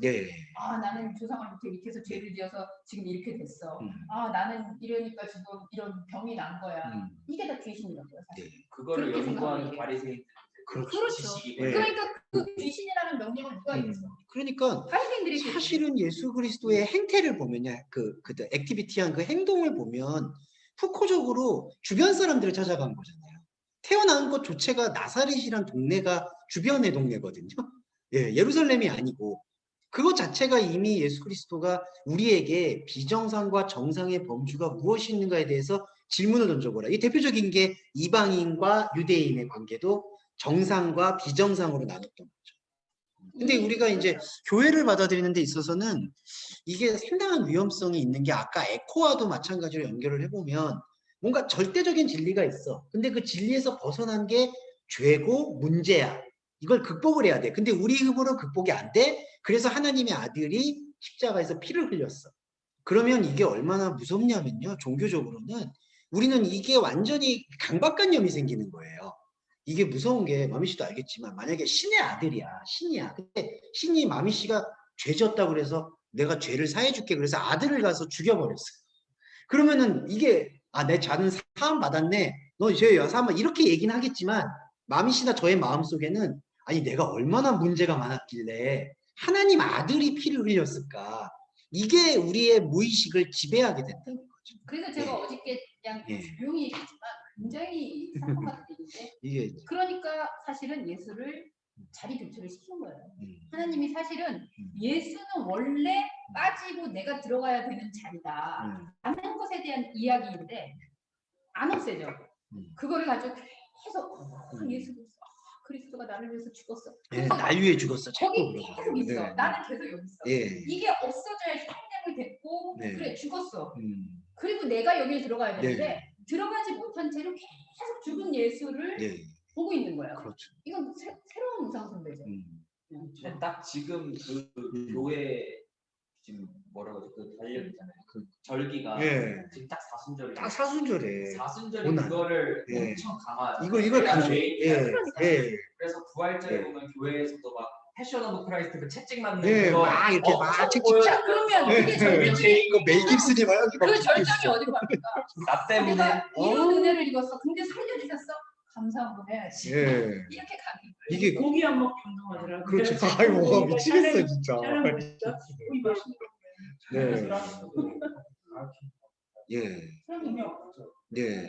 그러니까 우리가 이게 미셸 푸코나 뭐 에머리트 에코가 이제 믿는 사람이 아니다 그래서 배제할 게 아니라 그 예민한 모순을 포착해내는 걸 우리도 같이 공감을 할 필요가 있다고 봐요. 코코 형제 굉장히 역사적이고 코코 형제 굉장히 코코 샤넬도 아니고 코코 형제 위대 사실은 비슷하네요. 이 소통이라는 개념을 만들었다라고 저는 그렇죠. 그 이전까지는 중세 사회 이후에 지식의 전달이었죠. 계시, 소통, 전달, 그죠? 신앙으로부터 오면은 중세 시대는 계시를 하는 거였고, 그리고 지식은 알고 있는 사람이 이거를 전수시켜 주는 거였고, 그런데 여기에 오면서 그 지식, 내가 듣는 지식에 대해서 질문 있는데요. 이게 가능해졌다는 거예요. 맞아요. 그러니까 관계적인 측면에서의 지식의 교류. 이게 사실은 휴머니티죠. 이게 오늘 사실은 저희가 두 배운 학자의 포인트인데 커뮤니케이션이라는 건데 미셸 푸코가 주장하는 거는 너가 정상적이라고 생각하고 대화하지 말라는 거예요. 이게 이제 우리 교회한테도 중요한 건데 나는 구원받은 사람, 당신은 구원 못 받은 사람. 그렇기 때문에 내가 당신을 사랑으로 설득하고 데려와야 돼. 그래서 내가 눈높이를 맞춰주는 거야가 아니라 그 어떤 기준을 내려놓으라는 거죠. 믿는 사람, 안 믿는 사람, 노멀한 것, 언노멀한 것 이렇게 나누어서 내가 당신을 이끌어와야 돼라는 생각은 더 이상 유효하지 않다. 왜냐하면 그렇게 되는 순간 이게 관계적인 게 내가 지금 정상적이라고 봤잖아요. 아니 죄송해요. 여기 목사님이 비정상, 내가 정상이야. 그래서 아유 이 어린 양 내가 설득해줘야지 했는데 어느 순간 하연 씨가 볼 때에는 내가 비정상, 하연 씨가 정상이 될 수도 있다는 거죠. 그래서 하연 씨는 아유 이 이상한 아저씨 내가 구원해줘야지. 아유 그렇게 되는 거예요 이게. 그러니까 이게 과연 정상과 이 비정상의 관계에서는 그럼 나중에 어떻게 가느냐? 하연 씨가 나보다 권력이 조금 더 많다. 가진 게 많고 지식이 많고 학벌이 높다 그러면은 이제 내가 비정상이 되는 거예요. 이제는 그게 이제 계급이 곧 정상과 비정상을 나누죠. 최근에 기사 보니까 석박사가 뭐 몇십만 명? 근데 석박사들의 실업자가 얼마나 많겠어요? 그러면 비정상인 거죠. 그렇죠. 이건 비정상 사회. 그러면 그렇게 공부를 했는데도 나는 지금 이런 상태야? 그렇게 되면 완전히 그래서 내몰리는 거죠. 그렇죠. 그러니까 이 현대 사회에서도 이 미술 세계에서도 안타까운 게 여전히 미술도 권력화가 되고 있잖아요. 사실은 그 뱅크시 같은 경우에는 벽화를 그린 것뿐인데 그걸 담론으로 미술 평론가들이 만들어주고 그러면서 그게 미술 옥션 시장에서 인플레가 올라오잖아요. 투기 자본이 되는 거죠 한마디로. 그렇죠. 제가 이제 막 빨아줘가요. 죄송합니다. 아, 또 이런 욕망, 이런 욕망. 네. 예, 그런 것들. 예.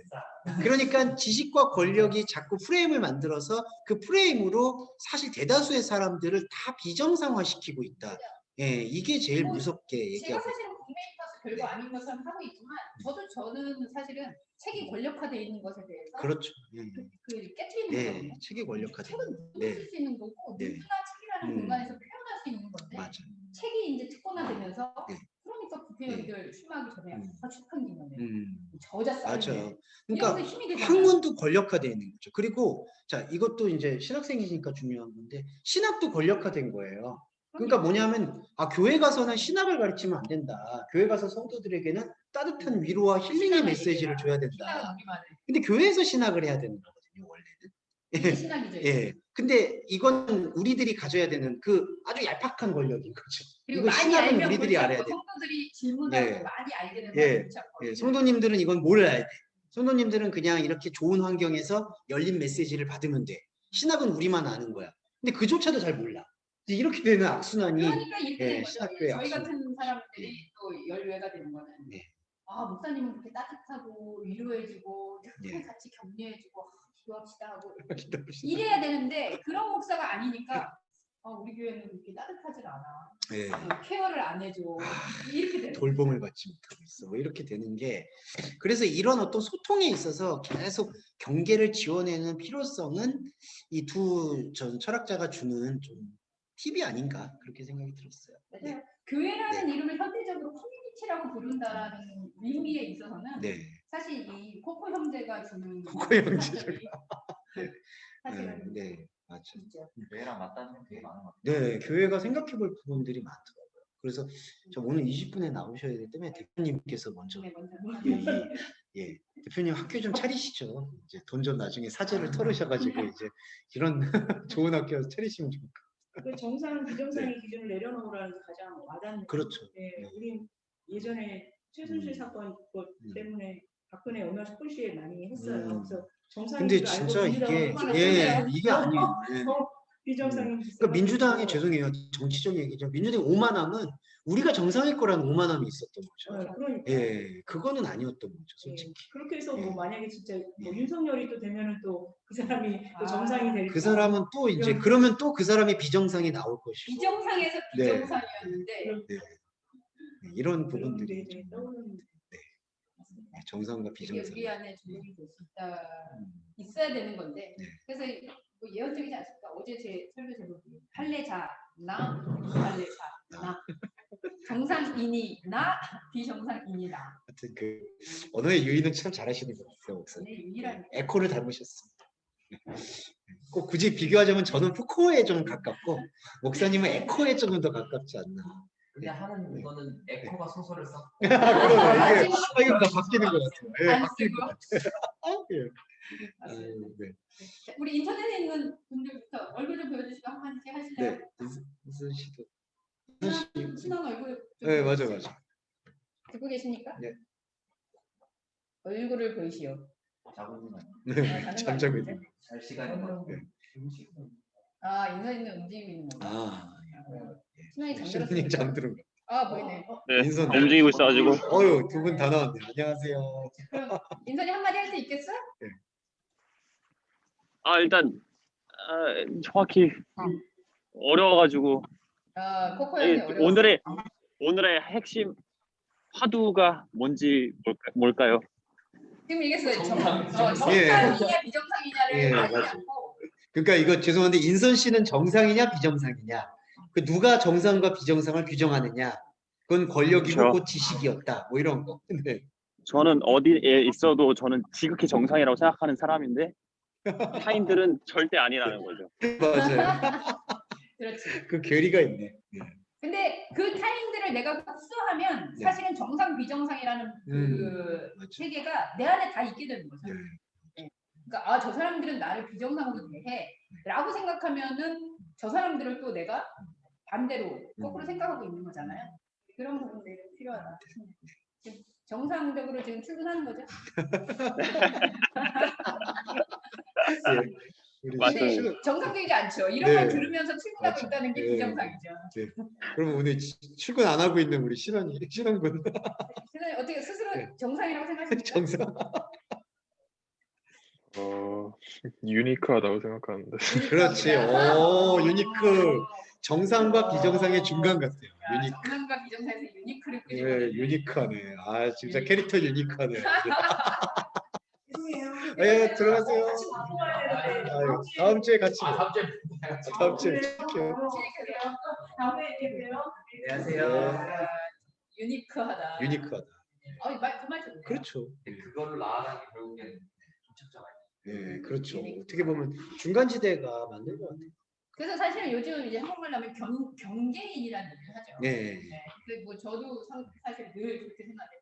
그러니까 우리는 바운더리에 있는 사람들, 아웃사이더라고 칭하는 사람들, 그리고 그 경계에 있다라고 얘기하는데 사실은 경계에 있는 사람의 관점으로서는 정상, 비정상, 즉 얘기도 유니크 그 경계이기 때문에 이게 사실은 중심이라고 보는 거죠.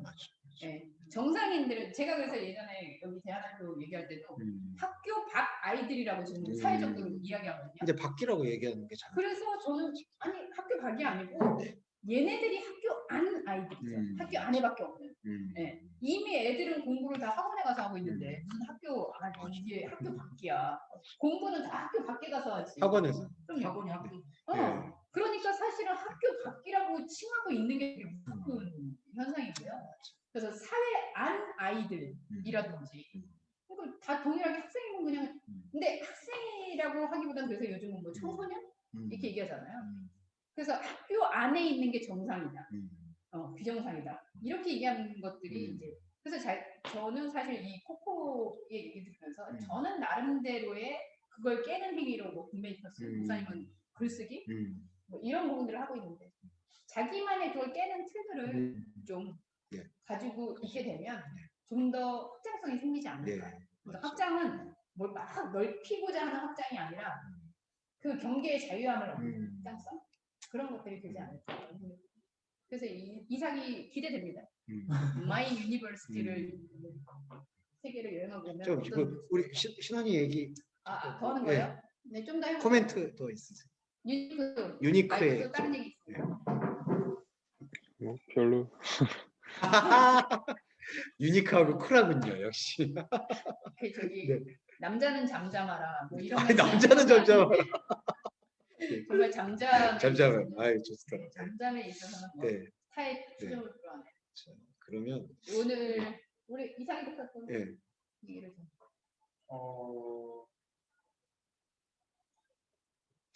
난 이석 씨야말로 감시와 처벌에서 제일 자유로울 수 있는 사람이라는 생각이 들긴 해요.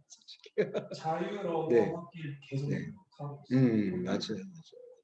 이제 뭔가 작년부터 더 네. 내기로 이제 더 네. 자유로워 네. 일단 일단은 내리고 뭐 카미아까지 또 막 아티교에 와서 막 또 지지를 받고 있어 그 자유에 대한. 그럼요. 지지 받아야 돼. 그리고 그래서 예 맞죠.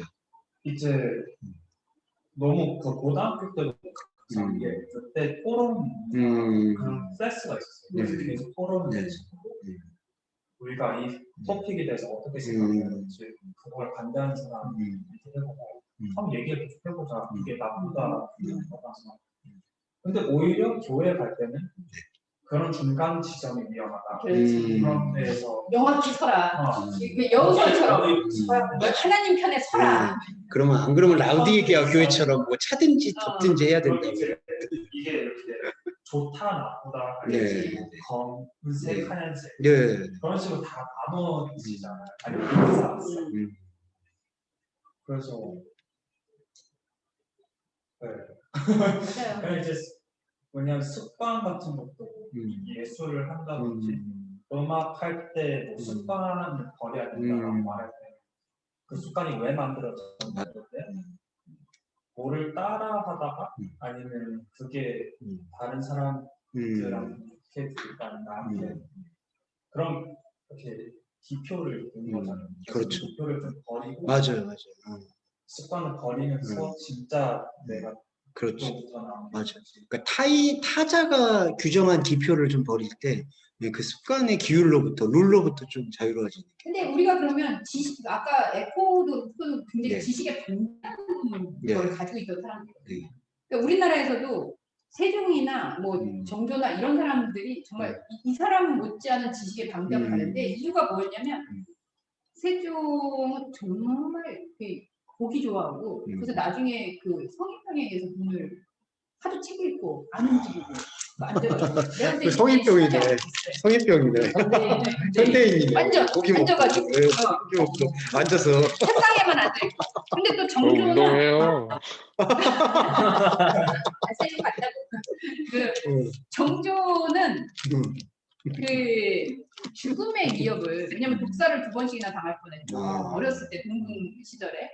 그래서 사도 세자의 자식이니까 그런 위협 속에서 불면증이 진짜 심했대요. 그래서 잠을 못 자니까 옛날에 뭐 했겠어? 촛불 켜놓고 책을 읽는 거예요. 그래서 진짜 책을 많이 읽었다고 그러더라고요. 근데 이런 책을 읽는 것들이 결국은 현상 세계에 굉장히 획기적인 것으로 나오죠. 맞아요. 그러니까 우리가 사실은 어떤 면에서 지식을 계속해서 습득하고 어떤 부분들을 내가 배움을 갖는 것들이 그냥 이것도 우리의 욕망인가? 뭐 이런 부분들이 될 수 있는데 이 방대한 것들이 내 안에서 나라는 존재화가 됐을 때 정말 새로운 것들로 그래서 이 소스들을 많이 사실은 내 안에 축적시키는 활동들은 굉장히 의미 있다는 거죠. 그래서 근데 사실은 배운다라는 거는 결국 누군가로부터 그런 부분들을 같이 공유한다는 거잖아요. 모방이라고도 얘기하고. 그래서 그런 다양한 것들을 우리가 내 안으로 흡수하는 시간들은 필요하다는 생각이 들어요. 그래서 토론이라는 것도 그거가 맞냐 틀렸다에 떠나서 그렇죠. 그러니까 우리는 A팀, B팀 이렇게 생각해야 되는데 A팀이 우수한 거야. 맞아. 그 우열을 가리게. 100팀 하면 100팀이 되는 거야. 뭐 이렇게 개념이 되니까 그게 토론이 안 되는 거야. 자, 그럼 일단 우리 마미 씨 얘기 좀. 제가 40분쯤이다. 아, 네. 예. 어땠어요? 예. 사실 어려웠지만 네. 뭔가 이렇게 같이 이렇게 모여서 하는 게 저는 마음이 이렇게 해본 적이 좀 있었어요? 한 번도 없어요. 진짜? 제자 훈련 1대1 제자 훈련?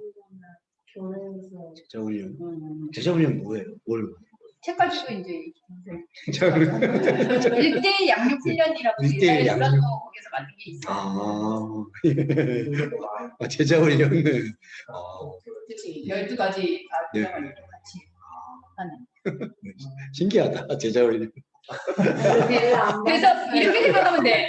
평소에 더 이상해. 정상이 아니에요. 정상이 아니야. 정상이 아니야. 우리 하연이가 어떤 면에서는 마미가 살다가 하연이는 왜 저렇게 좀 그렇지? 라고 생각하는 건 이런 문화 속에서 같이 있어서 그런 현상이 나올 수도 있어요. 그러네요. 우리 유진이도 마미 얘기를 들었는데 선배로서 코코 형제 이야기. 이때까지 되게 제 기준에 그리고 사회적인 기준에 정상으로 보이는 거에 내가 쫓아가야 돼. 생각하면서 그거에 항상 내가 포커스해서 가고 맞아. 있었는데 그러다 보니까 저도 그랬어. 내가 없는 거예요. 그거 진짜. 항상 칭찬을 받는데 진짜 우리 맞아. 유진이는 착해 뭐 이러고. 착해. 근데 유진이 없어 거기에는. 미안해. 역사상 제일 착했던 왕이 맞아. 고종 황제래요. 그때 우리나라가 망했어. 그럼 뭐 유진이 왜 이러세요? 아니 그러니까 착해서 망했다 이거야. 그건 아닌데. 아니 그러니까 왜냐면 나라를 잃는 근데 객관성이 자기 맞아. 이름으로. 근데 참 좋은데 이게 성품이라는 거는 참 좋은 건데 그 그러니까 좋은 어떤 성품인데 그게 또 프레임이 되면 그게 참. 근데 지금은 좀 달라졌습니까? 지금은 이제 네 지금은 조금씩 달라지고 있는 것 같은데 사실 근데 그게 너무 제 안에 오랫동안 축적이 되다 보니까 그걸 깨는 게 그때도 불편하게 다가올 때가 많아요. 그리고 아직까지는 그런 것들을 예민하게 포착하는 게 제가 쉽지가 않아서. 근데 이제 저는 유진이 형이 그렇게 생각하는 게 그 유연성이 필요하다고 봐요. 그러니까 사람이 또 반대되는 게, 아, 난 너무 착하게 살았기 때문에 이제 좀 독하게 살 거야. 근데 그것도 프레임이거든요. 그러니까 난 이제부터 욕하고 뭐 이렇게 열심히 살 거야가 아니라, 그 유현 씨가 갖고 있는 그런 어떤 성품이나 성향을 그냥 누구에게 규정되는 게 아니라 자기만의 걸로 이제는 끌어오는 아니 게 최근에 들은 필요한 내가 것 같아요. 유진이의 그 네. 구체적 발언 중에 네. 하나 기억나는 뭐, 게 그 가람이 어머니 아버지가 오셨거든요. 네. 아이에게 은퇴하고. 아, 오셨다고요? 네. 네. 그래서 이제 한국으로? 그래서 이제 유진이 마음속에는 네. 찾아뵈야 되는 거 아닐까 네, 뭐 네. 이런 생각을 네. 했는데 네. 그냥 안 하기로 했대요. 잘했네. 그래서 뭐 가람이한테 그랬다. 네. 자기가 생각해. 가람이도 우리 엄마 아빠한테 안 하잖아. 그렇지. 그래서 내가 훌륭해. 잘했어. 나이스. 나이스. 나이스. 미안한 마음이 들고 해야 되지 않나 막 이러는데 스스로 그것만 아니에요. 예. 뭐 이런 생각을 해서 상대적인 건 아니지만 그런 생각을 할 수 있게 됐다는 게 제가 일단은 내가 거기에 해야 돼라는 걸 맞아. 그 생각 전제를 갖고 있는 것보다는 그냥 그러다가 뭐 자연스럽게 찾아뵙게 되고 하는 거지. 그 전제를 바꾸는 건 좋은 것 같아. 우리 교회에 여성 성도들이 오면 남자들이 별로 안 좋아할 것 같아요. 예. 어떻게 해야지. 잘 도와줘. 그렇지. 예. 어제도 어떤 언니가 그런 게 있었는데 내가 보통 까지 제가 생각했고 내가 뭐 잘못했지? 생각하는 편이어서 그렇지. 그러면 미안해라고 하는데 그거 제가 그게 아니야. 불편함을 미안한 게 아니지. 느끼거나 뭐 감정 상태 그거를 왜 그랬는지 표현을 하라. 그렇지. 차라리 제가 우기거나 뭐 이런 게 자기는 더 좋대요.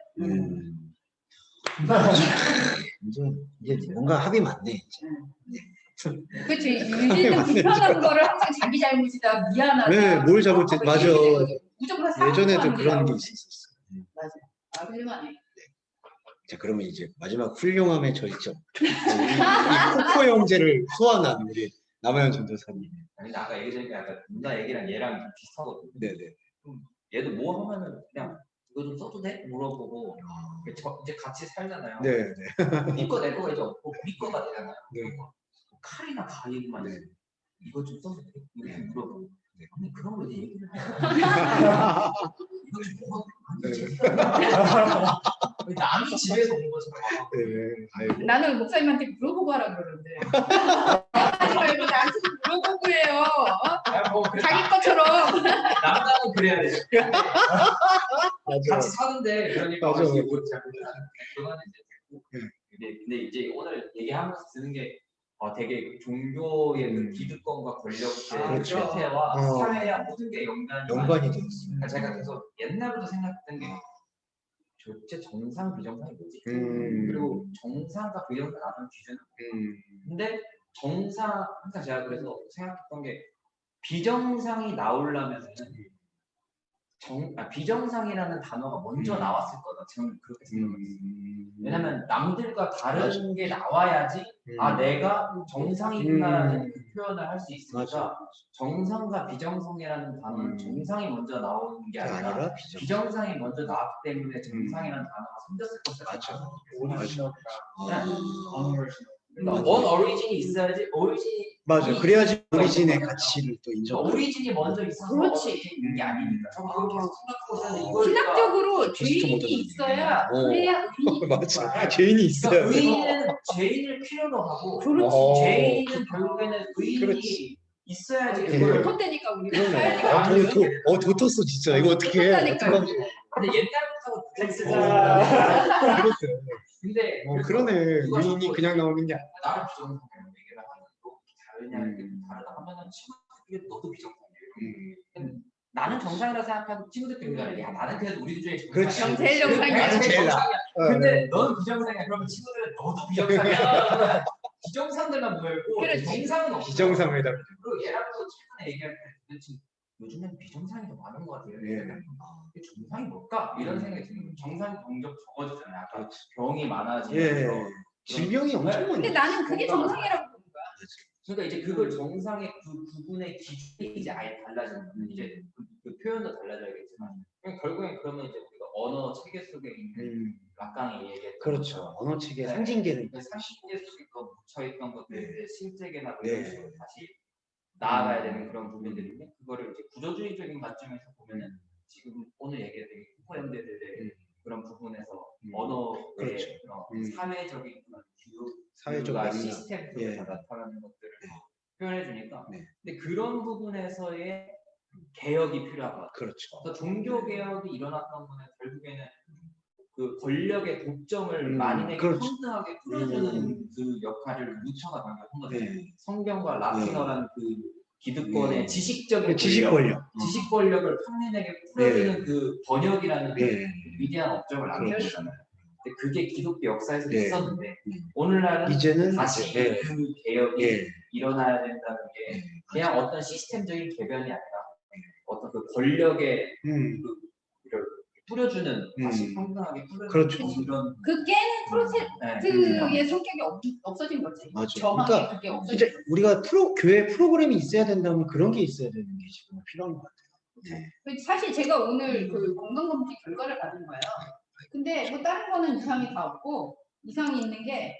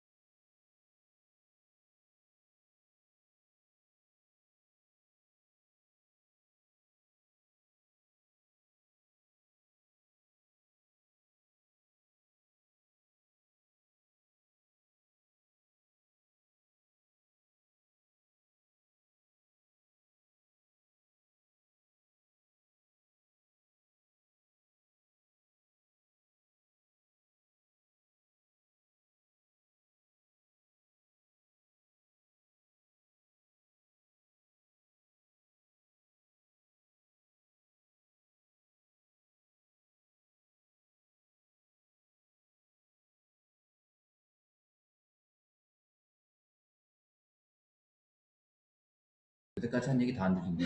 아니야 여기를 꺼서 이 끄는 바람이었어. 들리지?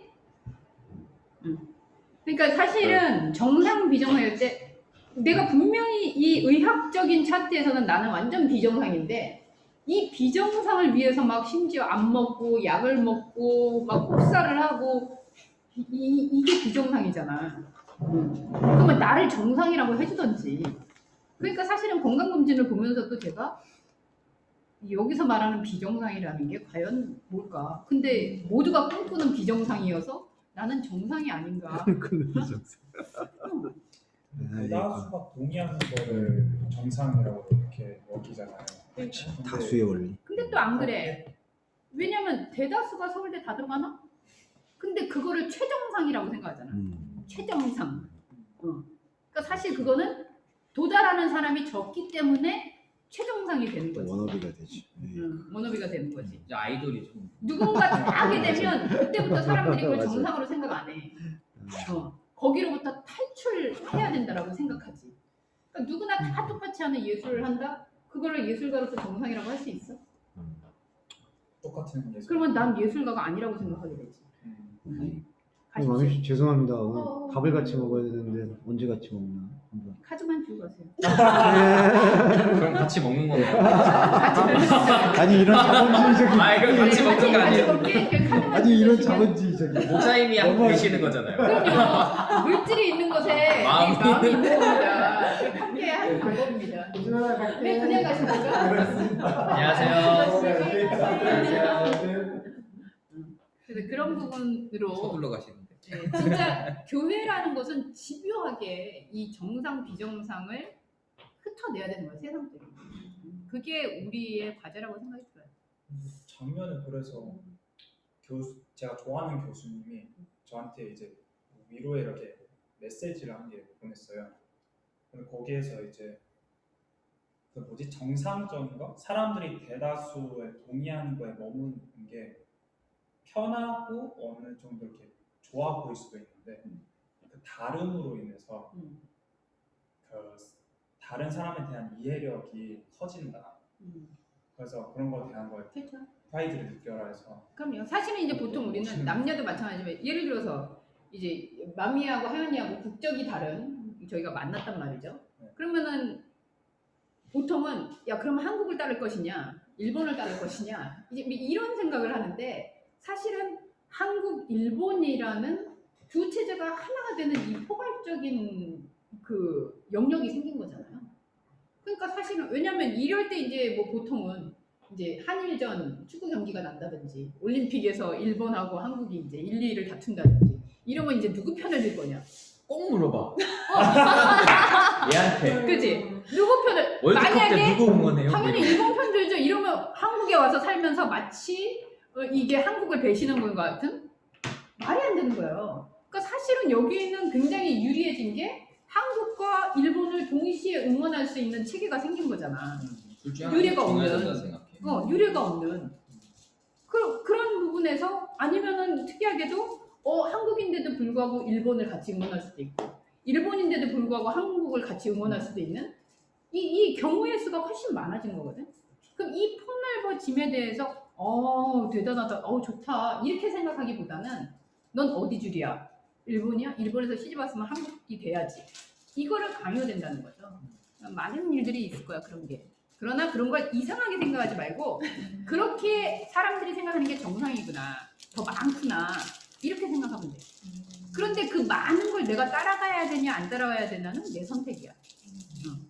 그래서 그런 부분에 많은 사람이 그렇게 얘기하니까 이걸 정상이라고 생각하지 않는 게 우리가 봐야 되는 일이잖아. 그런 부분에서 오늘 코코 형제를 통해서 소통이라는 게 뭔지. 근데 정말 중요한 거는 이들이 관계성 안에서 세상을 생각하게 되면 그게 이제 어떻게 보면 상대적 이론이 되는 거죠. 관계 속에서 내가 이삭이하고 얘기할 때와 하연이하고 이야기할 때와 유진이하고 할 때 다 똑같다. 그 이상한 거지.